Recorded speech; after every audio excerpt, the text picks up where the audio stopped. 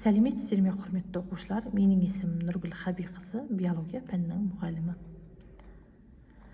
Бүгінгі өтетін тақырыбымыз 8-ші сыныптың бағдарламасы, биология пәні бағдарламасы бойынша өсімдіктер бөлімінің ерекше белгілері деп аталады. Өсімдіктер үлкен екі топқа бөлінеді. Олар төменгі сатыдағы өсімдіктер және жоғары сатыдағы өсімдіктер. Төменгі сатыдағы өсімдіктерге біз тек балдырларды жатқызамыз. Балдырлар бір жасушалы балдырлар және көп жасушалы балдырлар деп тағы да бөлінеді. Енді жоғарғы сатыдағы өсімдіктер бұлар мүктер, қырықбуындар, қырықжапырақтар, плауындар, ашық тұқымдылар және жабық тұқымдылар жатады екен. Бірақ біз оларды споралы өсімдіктер және тұқымды өсімдіктер деп тағы да екіге бөледі екенбіз.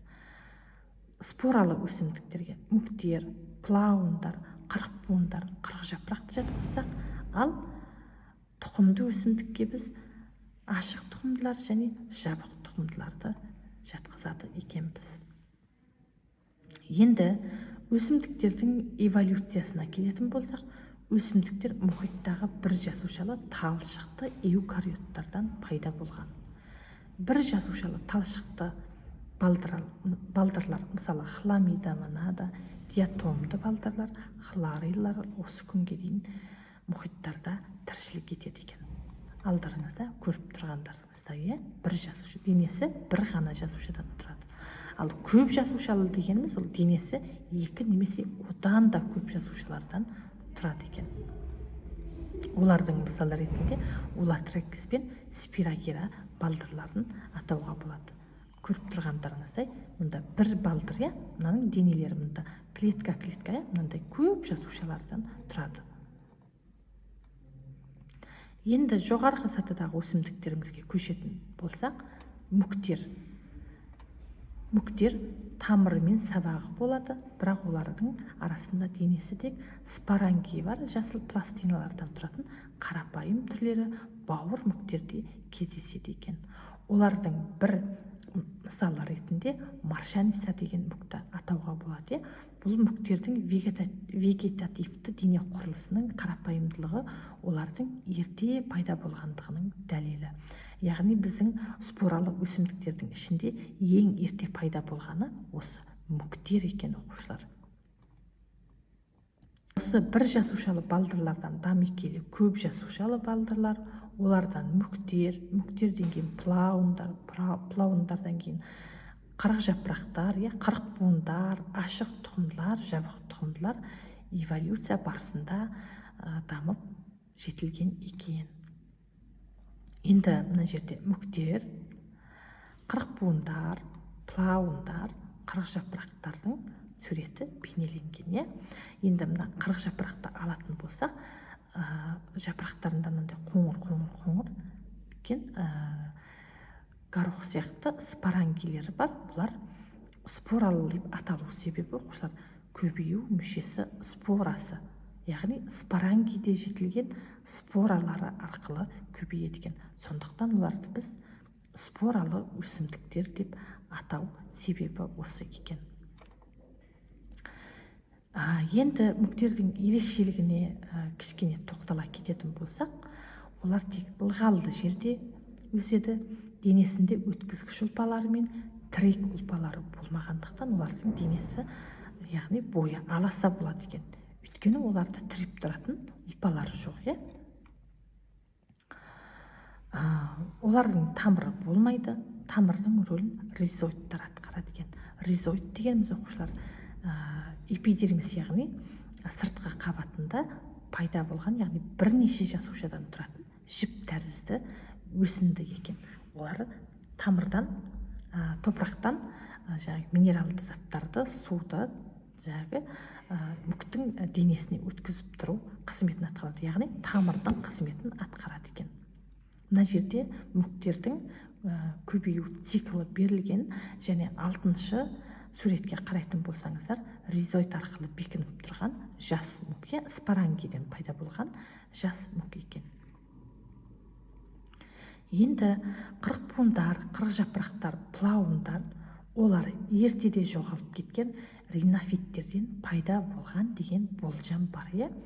Енді 300 миллион жыл бұрын алып 100 метрге дейін қырықжапырақтар өскен, олар жойылып тас көмір қорын түзген. Олар көп жылдық шөптесін өсімдіктер споралары арқылы көбейеді.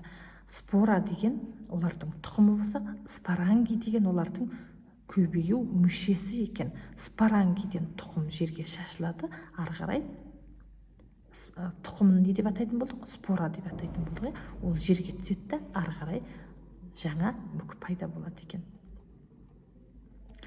Енді тұқымды өсімдіктерге көшетін болсақ, олардың ең біріншісінде біз ашық тұқымдыларды қарастыратын боламыз. Ашық тұқымдылар жойылып кеткен тұқымды қырықжапырақтардан пайда болған деп болжанады. Біз қырықжапырақтарды спораларға жатқыздық. Олардың ең ерте пайда болғаны мүк болса, олардың ең соңғы буыны қырықжапырақтар екен. Көбею мүшесі тұқымы және берік тамырлары болады екен ашық тұқымдыларда. Оларды қылқан жапырақтылар деп те атаймыз. Егер қылқан жапырақты өсімдікті көрсек, бұл ашық тұқымды өсімдіктер деп біз тани аламыз. Мысалы, шыршаны, қарағай, балқарағай, арша тағы басқалары осыған жатады екен. Мұнда суретінде көрініп тұр, жапырақтары қылқан. Олардың ашық тұқымдылар деп аталу себебі тұқымы жемісінің ішінде ашық орналасады екен. Енді жабық тұқымдыларға келетін болсақ, жабық тұқымды өсімдіктер өсімдіктің ең жетілген түрлері, олардың көбею мүшесі гүлі болады екен. Олардың жабық тұқымдылар деп аталу себебі тұқымы тұқым бүршіктің ішінде жабық орналасқандықтан осылай аталған екен. Яғни тұқым бүршік тұқымды қорғайтын берік жабын түзетін жатын қабырғасымен қапталып жатады екен. Яғни қапталған. Оларда тамырдан минералды заттарды өсімдіктің жер үсті мүшелеріне жеткізетін ксилемасы және органикалық заттарды жапырақ пен сабақтан тамырға қарай тасымалдайтын флоемасы жақсы жетілген екен. Алдарыңызда гүлдің суреті бейнеленген, яғни көріп тұрғандарыңыздай, бұлардың аталығы, аналығы, ортасындағы аналық, екі шетіндегі аталық.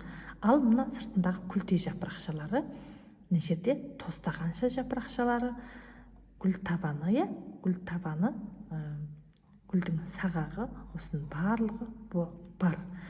Яғни біздің жеп жүрген алмамыз, персиктарымыз, мандарин, осыны біз ашқан кезде ішінен тұқым шығады ғой. Ал бұл жабық тұқымы, яғни ішінде, ал оның жаңағы жатыны тұқым бүршігі не істейді? Жетіліп жеміске айналады екен да, біз соны жейді екенбіз. Ал тұқымы ішінде жатынның қабырғасымен қапталады да, ал ішінде жемісі болады.